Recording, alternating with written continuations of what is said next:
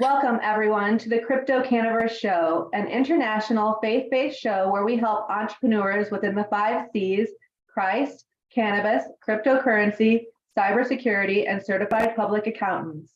Here at the CryptoCannaVerse, we help entrepreneurs in growing their businesses by connecting them with advisors, partnerships, and strategic investors. Hosted by Crystal Wampler and Alan Lau, and today our guest co-host is Bill Decker, partner in Next Chain Ventures, business builder, CMO, and lover of good music and bad jokes. Welcome, Bill. Thank you. Bill, can you go ahead and tell our viewers and listeners a little bit about yourself, and then I'd like to hear a bad joke. I'll do the bad joke first because that'll tell you exactly who I am. You know the difference between marriage and crypto. When you get divorced, you only lose half your stuff in marriage. Hey, there aren't a lot of good crypto jokes out there. That's a good one. You probably tell I'm a form-up stand-up comic. You might have recognized me from my movie career. I played the bald guy in Goodfellas, and I played the bald guy in Karate Kid. I also played the bald guy in Godfather 1, 2, and 3. I'm just playing with you. Dangerously close to being typecast. Yes, I know. It's a problem. Matter for Halloween, I put on a wig and my costume is guy with hair. So grew up in New York City, refugee from Manhattan, spent 25 years in traditional marketing and sales. The biggest thing that's missing in this industry, the biggest thing. When all else fails, it's marketing and sales. Written a bunch of books, wrote for the newspaper for many years, lived overseas for 16 years, speak a bunch of languages, have been in our space about 8 years.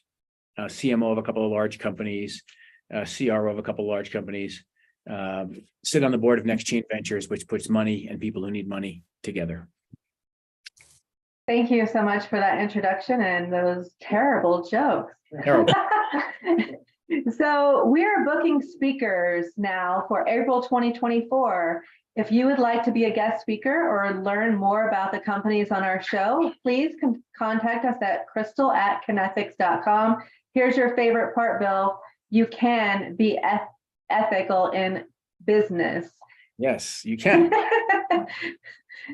Well, we had a chat about that the other day between, if you should say you are ethical, you should just be thought that you are ethical. But in the cannabis industry, it's a little bit different back in the day when I launched this company. So that's where I got that from. We have an expression in business: show, don't tell.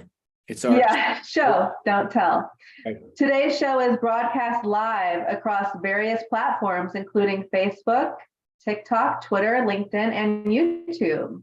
Our strategic network includes business owners, Web3 launchpads, VCs, family offices, blockchain and crypto hedge funds, high net worth CPAs, attorneys, investors, and angel investors.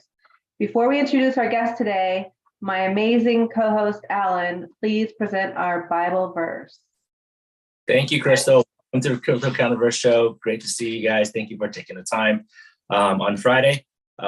This verse, I actually really love this verse. Growing up, I always read this verse in our Sunday school and in our fellowship. And it comes from 1 Corinthians 13, chapter 13, verse 4-5. It states, love is patient, love is kind. It does not envy, it does not boast. It is not proud, it does not dishonor others. It is not self-seeking. It is not easily angered. It keeps no record of wrongs. This verse is, but growing up, it just gives you the characteristics of what love means. And truly, I truly believe that, love is always patient and love is always kind. And we should never envy. We should never boast. It is not proud. I keep this in heart because I think with everything going on, with you guys probably know with the with Israel right now, love is what they need. Peace is what they need. So showing kindness and showing patience in this world and shining that light, I think that's really important. So thank you, Crystal, for this verse. I actually meditated on this. You're most welcome. That's one of my favorite Bible verses as well. The CryptoCannaVerse show presents speaker Patrick Booth and Jacob Livingood, co-founders of BolteVM and Ethereum Virtual Machine, today, Friday the 13th, 2023. Patrick spearheads a cross-chain digital ecosystem that offers a multifaceted experience, a social realm through virtual reality, a personal digital creative studio, and soon a 3D decentralized exchange for trading. Jacob Livingood, a 7-year digital creative, commands a following of 322,000 enthusiasts across his Web3 brands or Web2 brands. His transition into blockchain signifies a mission to catalyze positive change in the tech landscape and promote awareness of various facets of Web3 technology. Before we start with Q&A, we're going to have Patrick Booth go ahead and give us a demo of BolteVM. Okay, hello everybody, I'm Patrick. I'm going to go ahead and just turn off my video camera and showcase what is a purple Lamborghini in front of a podium inside of the BolteVM world, currently active on Resonite, which is a game engine utilizing Nanite from Unreal Engine and the Fruxius engine. You can find it on the Steam store. It is a fork of the Unity protocol, which you can find out more details about. But I'm going to sort of divulge from discussion of that protocol. So this right here is the #1 meme within our community for the Purple Lamborghini launch. This right here is a producer who made an amazing track in our community, and he received $100 based on his contribution. And this right here is a DJ who pretty much won a TribeXR Bolt sanctioned tournament to kickstart this sort of LP that we've created based around the data that you can find on our website at boltevm.com. So I'm going to go ahead and walk upstairs and sort of give you guys a grand tour of the place. It is modeled after a computer, right? As if the Ethereum Virtual Machine would be a place, i.e. a nightclub or a sort of like co-working space where you can also code and experience music, metadata, and everything together in real time, pretty much with your peers, your colleagues, etc. And it's an open data set as well. So mind you, this is where people could sit down at a table and sort of like have a conversation, you know, enjoy a bit of fake hookah if they wanted to, perhaps. And then, of course, we can go ahead and run over here to the brains of the operation, the actual I/O, the input-output, which can control the sound, the skyboxes, the color of the world in real time, the direction of the light show, etc. But my favorite thing about this is the skyboxes, being able to just change the skyboxes in and of itself in real time. And of course, this is all a matter of taking the data and utilizing it in a modular sense. You can take and repurpose the data and make smart contracts with it, you know, metadata for smart contracts and NFTs. But you can also utilize the data in a way where it's just for, you know, public relations and doing business on, you know, I'd say a personal level, practically inputting photos, showcasing your art, etc., doing 3D sculpting. And this right here is our GigaOrb smart contract, sort of like our relayer, our CCIP, which we've sort of like created as an installation for any artists that want to utilize our protocol and do exactly that within Pulse Chain. All of our contracts right now are pretty much fully liquid on Pulse Chain. We've launched fair launch LPs, which have done well over $100,000 in volume as of July this year. So I'd say this is a brief overview of what our product is, what it does, how it functions, just a shallow level. And of course, anybody listening can sort of find out more on our Telegram, t.me/BolteVM as well. So yeah, happy to discuss. And thank you So very much are for the head. they renting this space from you, or is it just where people can come together to talk about? Well, the thing is that it's not necessarily something you rent, right? It's something that you own. Technically, as soon as you mint the meta key, we give you your own world orb. You can spin up the world orb and access the data at any time. And not only that, it also comes with your own personal blockchain over here, an actual 3D blockchain object that you can actually call, mine, mint, distribute tokens through, etc. It One second, seems, let me go. seems very robust. I always ask 4 very basic questions. And really, that's what's missing from our space, guys. There's an expression I use called hide behind the demo. And I don't like to hide behind the demo. So who's the customer? Let's start there. Great question. Other So than- our customers so far would be the people who are utilizing the tech and who've acquired meta keys. And there are over 100 minters of meta keys and purchasers of meta keys. And they are typically, small independent artists and creators that see the potential of this sort of like soundstage and want to utilize it in a way where they can sort of like take it from Neos or Resonite and put it into spatial, or put it into over the reality, OVR, or they want to sort of like create a Unity project, which we have a Unity project as well on our GitHub. Feel free to look through the code, and you can find that referenced in our Telegram. But So it's more so not just those people. It's also DJs that are in the TribeXR community. They sort of come to us to sort of be heard from our audience as well, and the people that have sort of like collected and gotten involved in our protocol too. So I always break everything down to kind of 12-year-old understand it. Mhm. And I find that that's the problem in our industry. Remember I said we all have the exact same problem. We all do.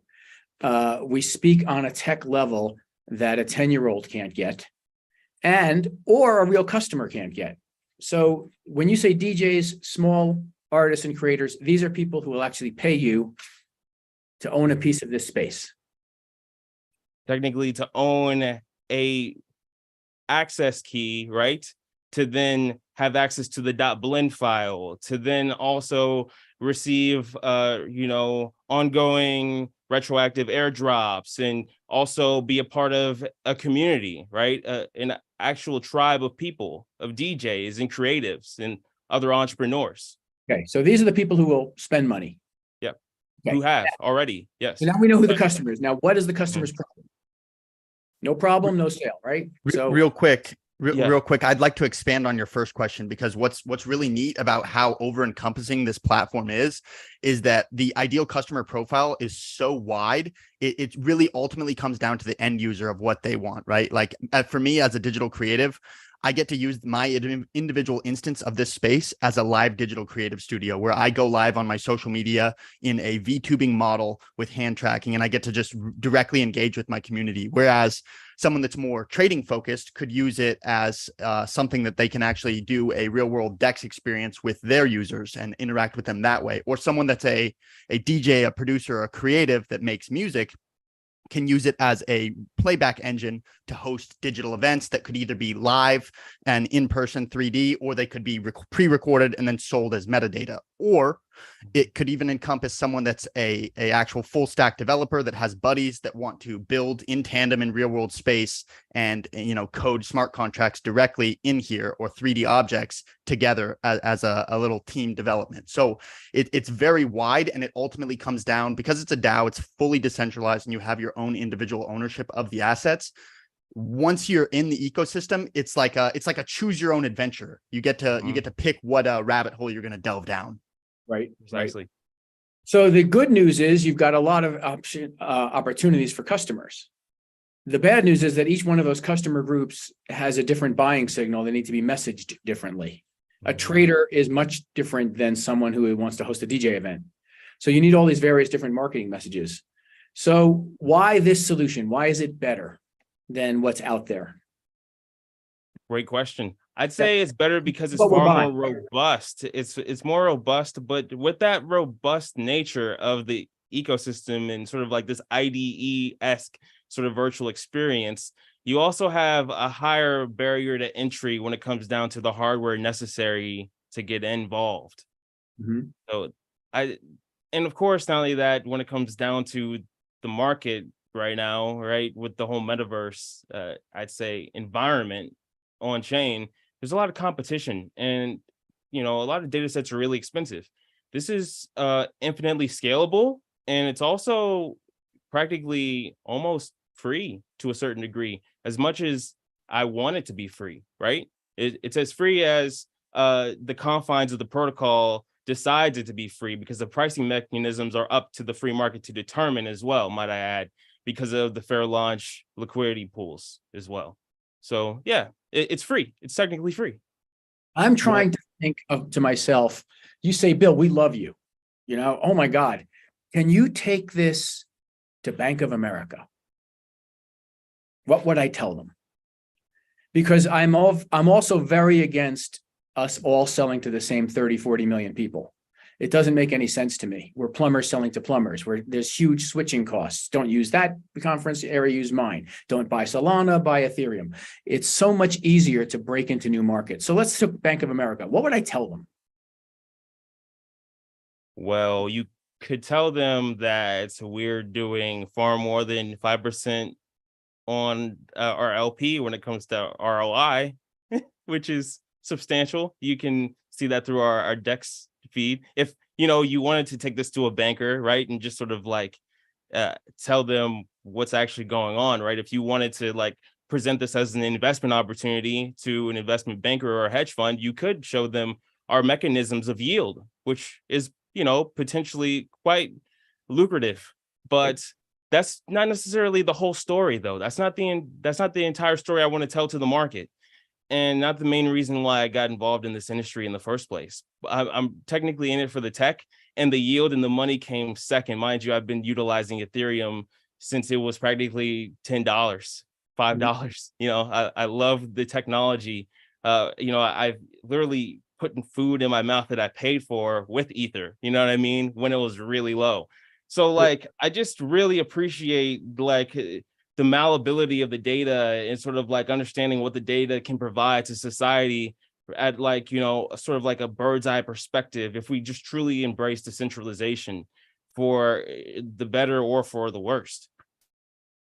I love that. And I want to go back a little bit to address your question, Bill, before asking, how do we address this to a Web2 financial institution, to address the why, right? The why this protocol and what is this? What I want to say on that is like a rising tide raises all ships, right? Like if we call this back to like Gary Vee with V Friends, right? He's trying to build a new Mickey Mouse. Like the digital IP of it overall is like this gigantic thing that's going to be all encompassing and break beyond the borders of Web3. So it's well recognized, make children's books, all this stuff. With how vast it's like a blue ocean, how vast our protocol is. Think of BolteVM as sort of the IP umbrella, and then each of the individual niches that you can delve into are each their own thing. So not to call it back to, financial gains, because that's not really what this is about. We're trying to build something that people can use. But if we were to look at the financial gains, someone that's just a VTubing creative that just wants to be involved in the ecosystem to use it on their own and build their community, they will overall on the long term reap rewards from, say, a large DJ or producer using the ecosystem as a audio media playback engine for digital raves, and vice versa, right? So that's how I see it. It's like the interoperability of all these different niches. And even if like a VR creative doesn't directly network with a developer that's building in 3D space directly, they're not like individually tapped into each other, they're still involved in this similar like synergistic community. So they're still together. They have a pair bonding to each other. Even that's like a commonality that they can mutually bond over if they did talk. You see where I'm going with my questions, right? I'm simplifying. I always ask a question. I was trained in sales in New York City. There's an expression, no problem, no sale. So if I were to go to Bank of America, I would have to say, well, what problem am I solving for them? All right. They're not interested in community. They're just not. They're interested in making money. That's their bank. That's what they do. I might walk into the Bank of America and say, next time you have an event, throw it here. Right? We've got a more robust tool. Don't do the other e-conferencing platforms because they're awful and they're not fun. And if they're not fun, people don't come. It's all about attendee time, right? Or I might say, here is that storeroom where you can have the hookah and have a private conversation there. So it's got that a robust feature, right?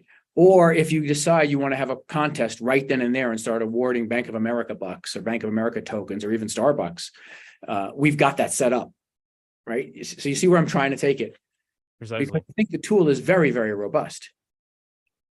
And it's not necessarily just about the tool. More so, it's about the data set and how the data could be sort of like utilized in an open, trustless manner as well, which is, I'd say, kind of like almost the main selling point as to why people go to crypto in the first place. Really, it gives people a chance to sort of like define value, right? And also define how they're perceived by the ethos, which is interesting in and of itself. Just, taking those sort of like preconceived notions of what society thinks you should be, and then just sort of like crumpling it up into cosmic dust and then blowing it out in as like, ether, you know what I mean? And then creating who it is that you really are, right? In a sense, metaphorically, of course, speaking. Right. Now, when it comes down to like taking this data and utilizing it, anybody can sort of like decide, yeah, I like this truss. Yeah, I like this table.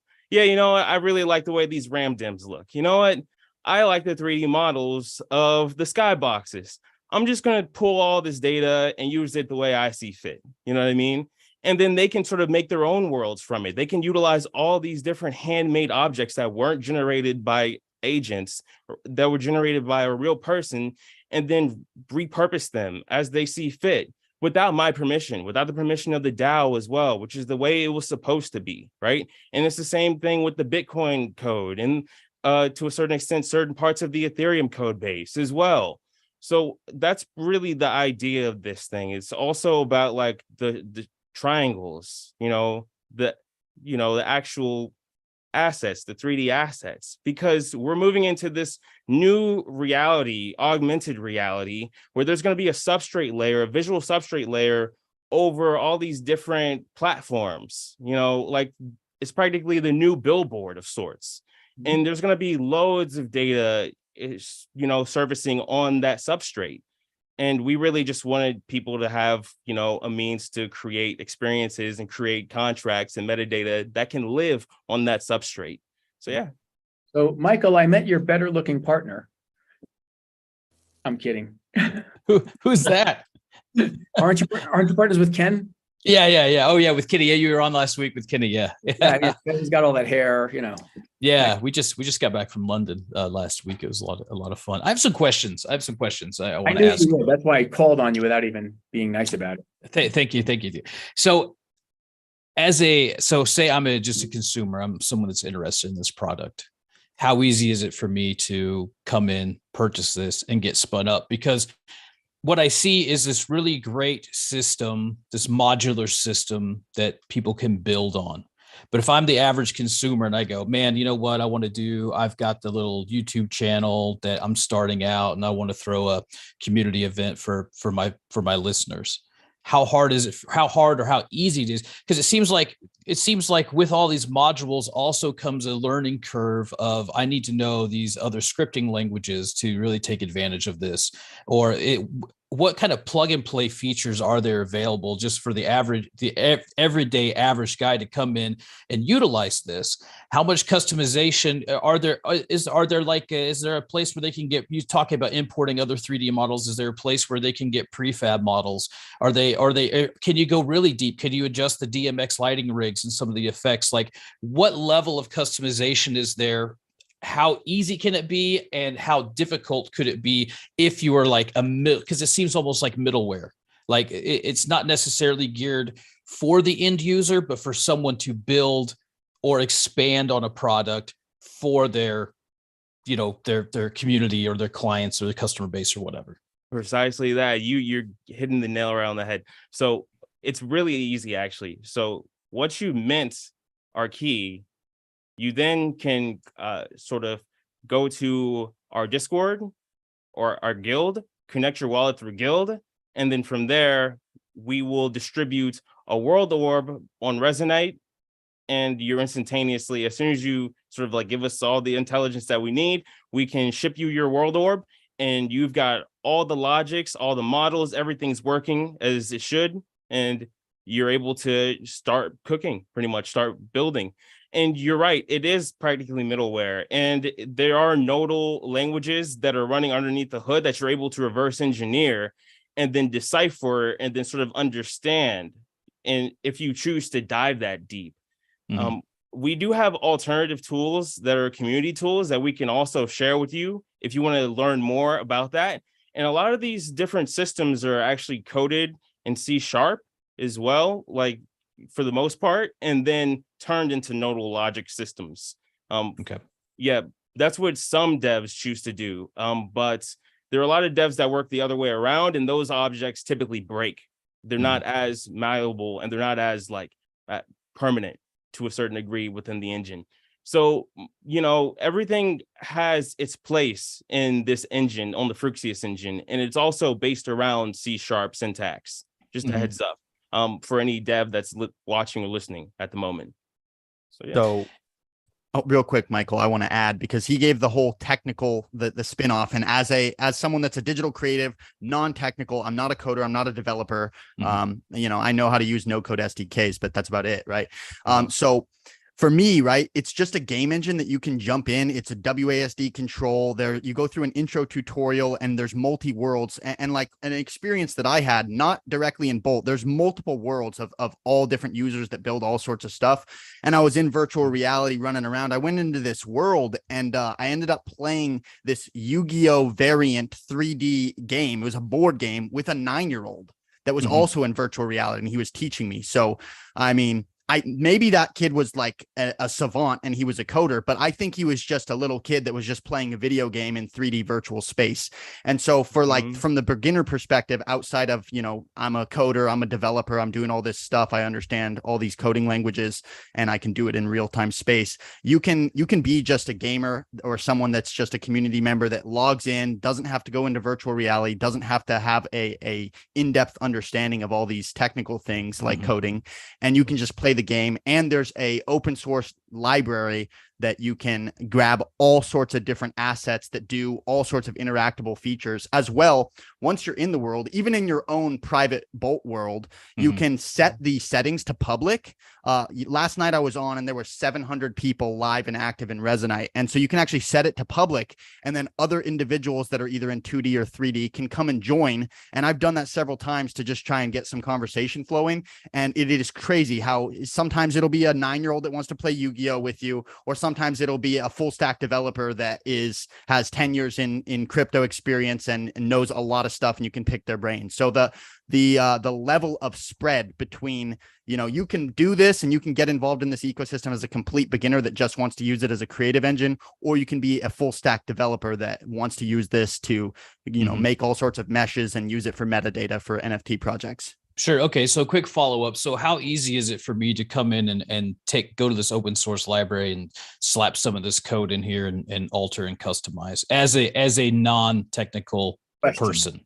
Yeah, I'd say as easy as pie, pretty much. It's a matter of like playing Call of Duty, you know, mouse and keyboard. If you don't have a VR headset, you can literally walk around with WSAD, press spacebar to jump, hold shift to run. And then from there, you're able to switch between all these different tools from the 1 through 9 keys. And all these different key binds have different tools on them, which are doing different things. All you have to do is just learn those different tools, almost like you're learning different weapons in a different video game of sorts. Well, I mean, I understand interacting within the space, whether it be VR or 2D, but say I want to do some of the deeper customization, and I'm not a really technically proficient person, but is there a way I can see this library, load these, you know, SDKs or APIs or whatever they might be, And I understand the second part of this is I understand you're committed to the open source, which is very novel. And you guys are very, very into the ethos. And I solely appreciate that. Are you missing an opportunity for community-led coders to come in and actually build a marketplace that's monetized so that creators can also come in and interact with this, even if they may not be users, but to create some sort of marketplace where there's 3D models or objects or different effects and things like that? Is there a potential there for that? Oh, 100%. Like I was saying, we're utilizing Third Web Stack currently on our Unity project, and we're all about letting people pretty much have the reins to the platform. Pretty much you can download the Unity project, understand what the Unity project is built on, like the versioning of Unity, and then just literally tap into our Dex interface and tap into all the sort of like bells and whistles that is Bolt right now, and start coding and building your own marketplace in real time on top of the Third Web SDK. Okay. Yeah. I'm always interested in where Michael was kind of going, which is the novice. I don't understand how to do anything, but I want the benefit of the tech. Yeah. Well, I also want to lean in. Oh, sorry. My apologies, Bill. Because I didn't actually fully address his question as well. And I didn't answer your question too, right? I answered what I needed to answer in order to just sort of like keep the conversation flowing. But like when it comes down to like getting deep into the software as a novice and somebody that's just, is learning for the first time, it's actually pretty simple. It's far more simple than like actually downloading, installing Unreal Engine and Unity and trying to learn really difficult. And it's actually simpler in a way where like you can create with a friend and learn with a friend, and that expedites your growth, right? Your knowledge. So if I can add as that beginner perspective, right? Like so the way that it opens when you're modifying a 3D model, it opens as like an interface menu, and then you can click into each of the individualized layers for each like individual thing that moves or does, or a texture or this particular part of the model, and then you can niche down into each of those things and then start modifying them individually. Pat will show it here. And so what's really cool about it, so I've actually, I was new to this, and what's really neat about the fact that this, you can set to public library and have other users. And again, like I said, you'll meet random people that are way more experienced than you. I actually created my original Ready Player Me, which is just a baseline free 3D asset model. And then I opened up the previewer, the aspect layer, and I ended up being able to retexture, change the model of the wings and all this stuff, largely on my own, with 1 3-minute YouTube instructional video. And then when I actually got confused, it was so synchronistic with the universe, right? I set it to public. Some random guy joined me. Random guy, never met this guy in the world ever. And I was like, hey man, do you know how to code? And he's like, I mean, a little bit. What can I help you with? And I told him what my problem was. And he literally, he can see my deck screen of like modifying all the individual layers, the inspector tool. And he literally in 3D pointed exactly to it. And he goes, click here, click here, click here, and then you're done. And he guided me, walked me through all of it. And so like even if you're a beginner and it seems sort of overwhelming at first, it ultimately comes down to like just operating menus. You don't need to physically type in the code, and it's all built into that, which is really, really neat. Pat, can you click onto an avatar and open up the inspector tool so that they can see the window and breakdown of the layers? Oh, absolutely. So currently I'm in the Resonite Essentials right now, where they have all these different facets and tools and assets that you can just sort of utilize. And here I can just click into a 3D model and it should load up, right? Oh, this is the logo. I'll just boot up the Resonite logo in World. But I think what he wanted to see is me booting in an actual avatar that hasn't been skinned up yet. So let me go ahead and just sort of like boot in the Resonite default avatar that they give all the new people. When you say boot in, do you mean create, bring in? Yes, precisely. It's just like you're loading in different 3D assets and objects. Well, apparently I can't get it to load in. So I'll just pull in, for example, why not Spider-Man? Or yeah, let's see if I can just get Also, Yes, another fine. really, Here we go. really interesting thing to note for users that might not be super technical and don't have a $10,000 rig that they can do, they don't have an RTX 4080 or something.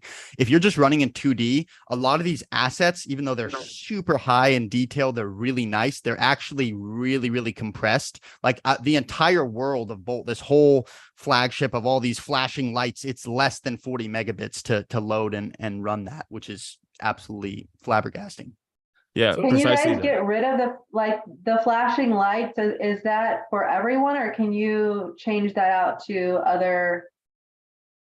So It's this all is customizable. It is completely customizable. So I can right now is moving to a beat. Let me go ahead and move the menu down here. And mind you, I can actually put in the live stream of this conversation into the world right now. And you could see exactly what everybody else is seeing in the net right now if I really wanted to, but I won't What do do you that. mean? Currently. Can you break that down in layman's terms? It would be a feedback loop, essentially. Like, so you would be seeing what everybody else is seeing after the fact, right? Like after the latency, right? After the server relays the web RTC or web RTMP data, right?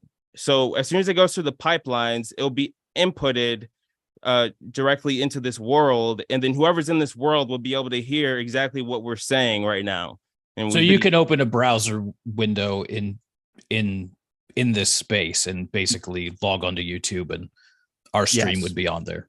Yes, to translate that to end users. Yeah, you can literally feedback like Twitch or Facebook Live, any stream, and it'll pop up on all the monitors in world so that you can use it as a live stream audio playback engine. Precisely. So it would pretty much just be this video input field right here on the menu. So you can come in here and then type in whatever link that you want to type in, right? So it's like HTTPS. Okay, let's right, go / etc. Right? Because we're hiding behind the demo. Yeah, I totally understand what you keep mean. moving, so I'm going to have to take like a Dramamine or something. Thinking the same thing. I was like, I want my mommy over here. But it's very interesting because it also follows the conversation. You're in a million places, and so on the demo as well. Delicatessen Association of America, 50,000 delis. These are businesses with cash flow. What do you do for them? What do you do for them? I'm running the Deli Association. I got 50,000 members. I contact you because I don't like necessarily basing any kind of business on selling to people that don't have any money. I just don't think that's a winning strategy, and that happens every day in my field. I see these people, we want to help the artists make money. Well, that's lovely, but they haven't got any money to pay you. It's a very esoteric, nice thing, but the reality is I get everything I want on YouTube for free. You're going to have a hell of a leap convincing me to pay and worry about the artist because we're capitalists. And the artists themselves can't pay you. They're hoping for a magical commission. But let's go to someone who has money. Let's go to brokers, banks, deli owners. These guys have money they can spend right now. How do you help them? So if I understand the question correctly, how do we take the Bolt ecosystem and adapt it to the business of a deli? Yes, or an association of delis. Yes. Okay, association of delis. I think it's an interesting, thought experiment. I think what could be done for this digital world is it could be like a marketing resource for them where they spin up like different marketing campaigns, use metadata from inside the world as their advertisements or their campaigns, right? That's what initially comes to mind. I'm sure there's other use cases. Pat might have some kind of a idea about that, Actually, but that's where my mind goes. Further into that idea, actually. In fact, I would create avatars for them, really, right?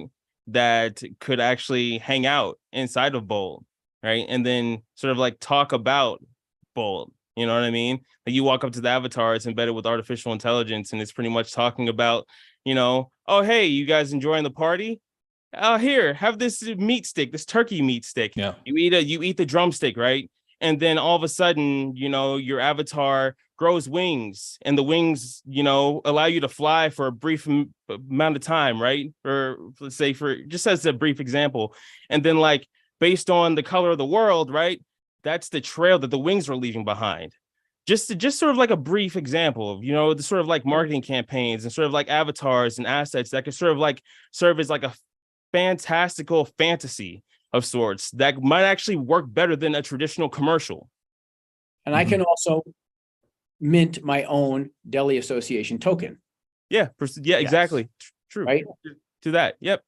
Or a Reuben sandwich avatar, which is what I would want. Because you can't beat a Reuben sandwich. I don't care what you say. Even an electric one? Even Hey, a man, digital I'll take it. Extra sauce for me. one? Yeah. That actually sandwich was named after a guy named Reuben. I don't know if you're aware of that. Yeah. Okay. As opposed to the ham and provolone, which was named after ham and Sam Provolone. Yeah, 2 guys from Brooklyn. But it's a good question because it's where's the market fit for outside of enthusiasts, outside of VR enthusiasts, outside of people who clearly, I mean, this is a position to kind of be like this dance club environment, which I'm in love with. Dance music brought me to blockchain when we were sitting in warehouses almost 30 years ago, talking about how we're going to change the future. And we were talking about things like VR, we were talking about digital economies, and now here I am building this stuff. Right. So I really like that. But I think that the biggest challenge for you is finding the market fit and then being able to promote that. And like Bill said, with, in all these different channels. So really fine tuning, where your top priority is, where your target audience is, and then developing a strategy towards that. Right. I mean, I always show this on every call. This is an iPhone. Beyond the computer, this is the second most popular sold device ever. I have no idea how it works. I have no idea. I push the button, Facebook opens. I push the button, LinkedIn opens. I push a few buttons, I'm talking to Crystal. I don't even have to push the button. I can push on her and talk to her. I don't care how it works either, right? It doesn't even come with a user manual.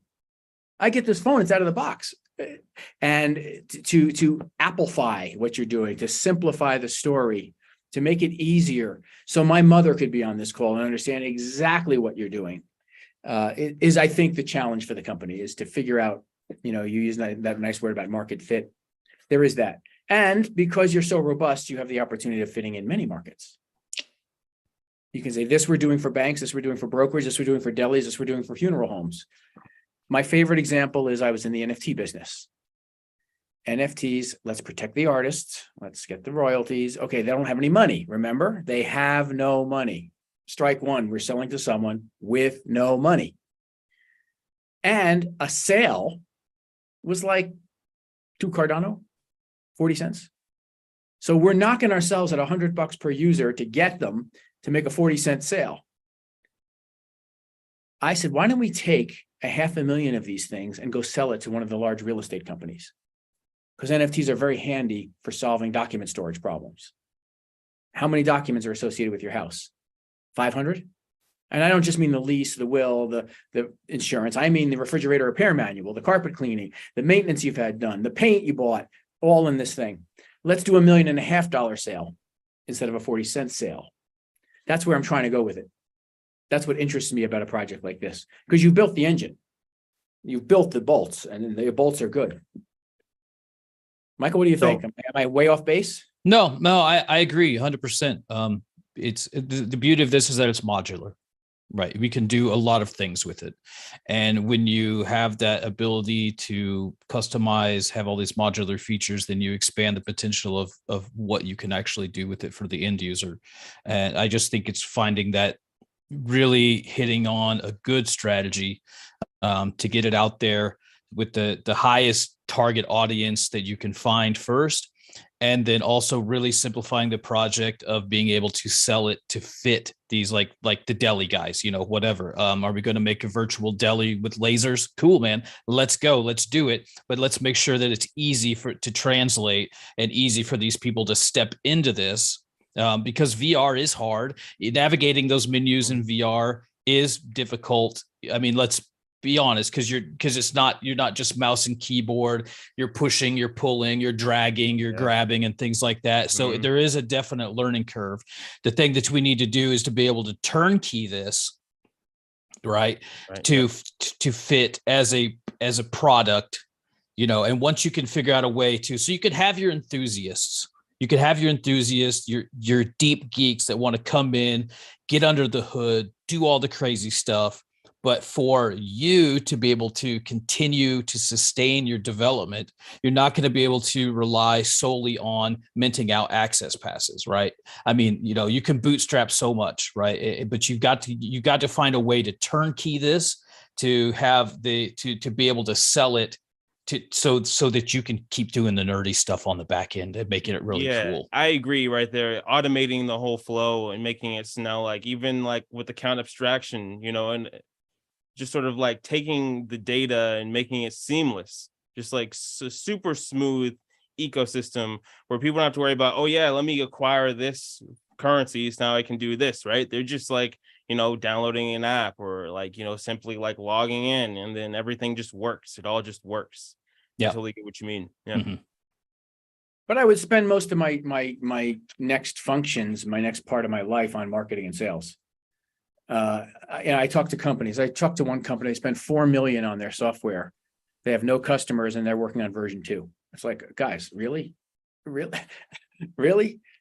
Awkward. And the people who understand the tech are so small, right? But I have 50,000 members in my deli association, and I need to engage them. That's my problem. Mm-hmm. I need to get them involved in my meetings. That's my problem. I need them to continue to pay the dues. That's my problem. And I need to show that I understand up-to-date technology, and that's why I should be director. Fair. As opposed to how it all works, because I don't really care. It's just like, I don't care how this works. Mm-hmm. And I know that sounds like a hard thing I'm saying.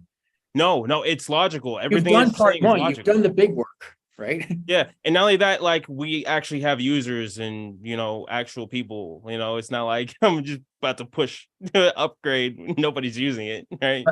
Yeah. So Do you guys have how-to videos, like YouTube videos made, so they can come check out BolteVM and this is how to do this and this is how to do that?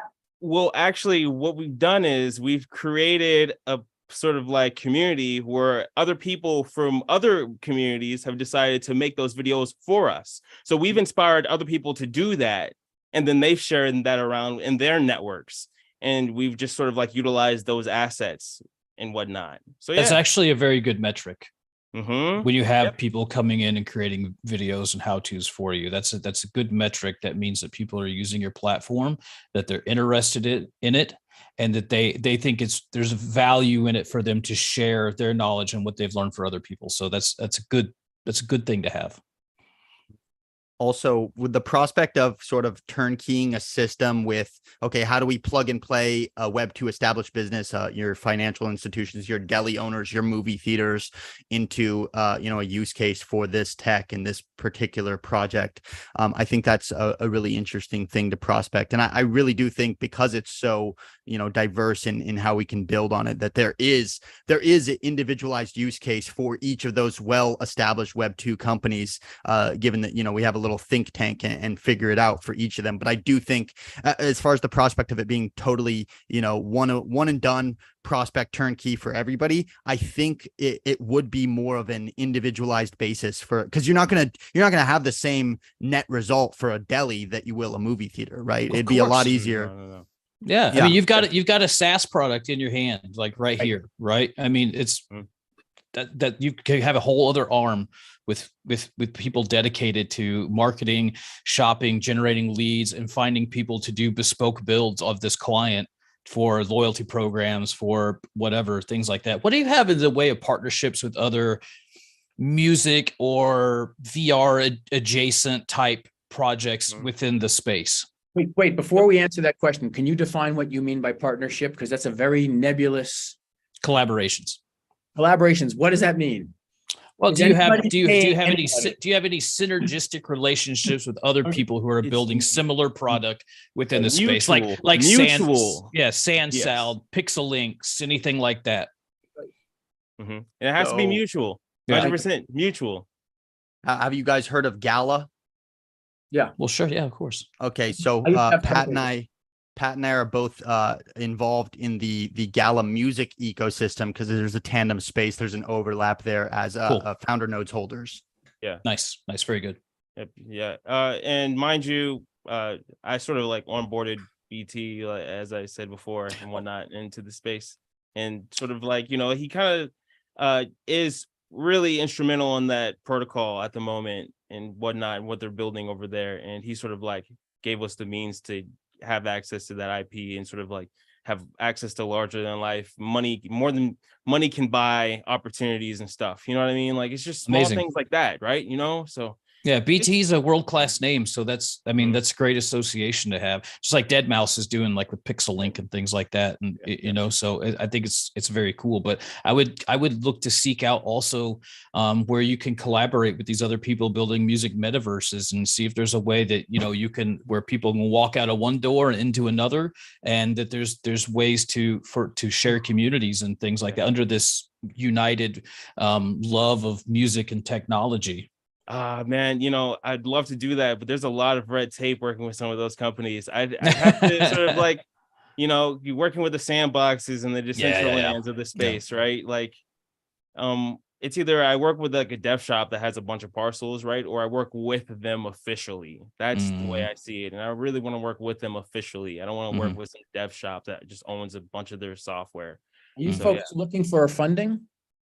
At the moment, we are openly, like, I'd say, oh man, it's such a strange question to answer. We're openly like based on Pulse Chain as a pool, a fair launch pool. And we don't have like a company bank account or anything along that lines. We don't have a cap table, right? We wanted this thing to be organic, right? We wanted it to be like a part of the ethos and software, not necessarily like formating a massive like corporate entity around this idea, but we'll have a holdings corporation that does exactly that. And when we do raise equity and we do have all those things in order and whatnot, I would be more than happy to have that discussion. But at the moment, we're pretty much just an IP crypto information pool. And that's where a majority of the funds are coming to keep this thing sustainable. And we aren't burning at all. We're actually generating profit. And people on Pulse Chain are excited about what we're doing. And we've got, if you're paying attention to the hash tables, some really cool under wrap software that we've been experimenting with, you know? So yeah, just going to keep it short and sweet with that question. Cool. Right. Yeah. So the idea is, I've already gone through the racket of like, you know, pitching to Sequoia, pitching to Blockchain Capital, which thankfully they backed me. I appreciate you, VC gods, you know, and God and Jesus Christ. Thank you very much. I really do have to say that like raising money is a blessing in disguise, because you're able to go to where you want to go faster. You know what I mean? And you're able to do what you want to do faster. But when it comes down to like keeping ethos and culture and like keeping mission alignment there, like there's a lot of consolidation that happens. And like, I just don't think we're ready for that currently. Like I really, want to sort of like make sure I hit product market fit first and then raise, you know what I mean? And, like I've got a lot of friends in the DAO space. They're like, hey man, even after you do that, there's still like a chance, like, I don't know, like a 90% chance you still fail. And I'm like, you know what? Yeah, you're right. There is a 90% chance that I still fail, because that's business, right? Like the majority of businesses fail. Like that's just life. So yeah. Well, here's an alternative way to look at this for funding. I find that raising money is a full-time job. Yes. And I think VCs are the wrong way to go at an early stage company. Just the 69 documents they're going to make you look at and sign and have to, you really need someone. And there's a transaction cost. You need lawyers, you need CPAs to review this. Whereas, go back to my deli example, we go to the Association of Delis and say, you know what, we don't want you to go through everything. We want to give you the exclusive for trade associations. That'll cost you $2 million US a year or $1 million US a year. You own it. It's yours. We'll show you how to use it. And we're going to give you that exclusive. So what I call client financing. And I've built businesses that way. When I built a media company, I pre-sold the media before it was built. They got oh no, that's terrible. Why would you do that? They got it at a discount, so they got 50% off. Okay. Funded the company. Yeah, it did fund the company, but still, like that's just like a strange foundation to build on. That sounds like a nightmare in my eyes. Yeah, well, it worked because of who we were coming to the table. We were media guys, so we know how to do this. We're going into the 3D printing industry. We're going to be the CNN. Here's our sample stuff, and I'm going to give you a page a week. Okay. Normally Understood. 20 grand, I'm gonna give it for 10.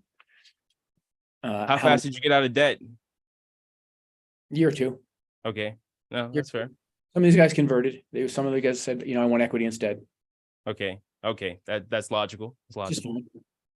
One of the things that comes to mind for me when it's talking about like raising and stuff is that like I won't name any names because I don't want it to be publicly known that there are certain metaverse platforms that I'm not like a big fan of, but whatever comes to mind when you think metaverse, some of these cats they raised because of, again, like you said, Bill, who's at the table, well-known figures, and if you really look at it, their protocol versus our protocol, ours is more robust. We have more use cases. It's more beautiful. There's like serious ability here for scale, whereas these other companies and projects and game engines are, I mean, it's a hollow grave. They've got this gigantic, they're selling NFT plots for, tens of thousands of dollars. And what are you really getting? You're getting a basically Roblox on the blockchain. And it's like, oh, okay, this is a ghost ship. And really the biggest difference there is, one, the names coming to the table, and two, they had the funding for the marketing campaign to reach critical mass faster and get that well-known public awareness in the Web3 space. So I think that's one of the biggest upsides of having a VC firm backing you. But I do see there's with what Pat and I are doing now to build this rock solid foundation that we can then catapult off and reach critical mass and have a parabolic growth. I think there's merit to the fact of, hey, we're gonna adopt a baseline level of users as we get our initial white paper figured out and executed on, and then we don't necessarily need to use the name or the merit of this is what we've built previously, because this is what we've got now. This is where we're at without spending a single dollar. And so you can either get on the rocket ship or miss. Yeah, you're going to need that anyway, because right now you're not ready for VC money, to be honest with you. You're not there yet. You're going to need metrics, especially if this is your first time out and you don't have that history of what you've built before. So the metrics that the VCs are going to require for you to have user base, stickiness, community, these are all the kind of things that they look at. That's going to be even more important. But I think it's wise that I respect it as wise you guys want to wait anyway, because there is something to be said about during the hype cycle when, you could throw a piece of code at a wall and someone would give you $2 million. There's been a lot of projects that failed because there is something to too much money too fast. Being hungry makes you create sometimes better stuff, and you're going to polish this up and you're going to make it look good. So, and you're going to know when the time is right. But yeah, 100%. Definitely put into work, and then the results will come when you are ready for that. So the thing is, just a little bit of background, I've got a financier behind this protocol, and he's completely on board with the vision. And that's the main reason why he's been chucking allocations into what we've been building. Right. And mind you, it just makes sense for the way we're doing things and like our trajectory, because it's all mission aligned, right? And eventually the whole thing is just going to be able to drive itself based on sort of like what tools we have in place, what pools we have established already, and the contracts we have in place, how long the liquidity is locked for, right? And of course, the exponential growth of brand new EVM RPC configurations and new crypto halving cycles, right? From BTC just sort of like hitting critical mass and, shocking and awing the financial markets over the next, I'd say, 2.5 years, right?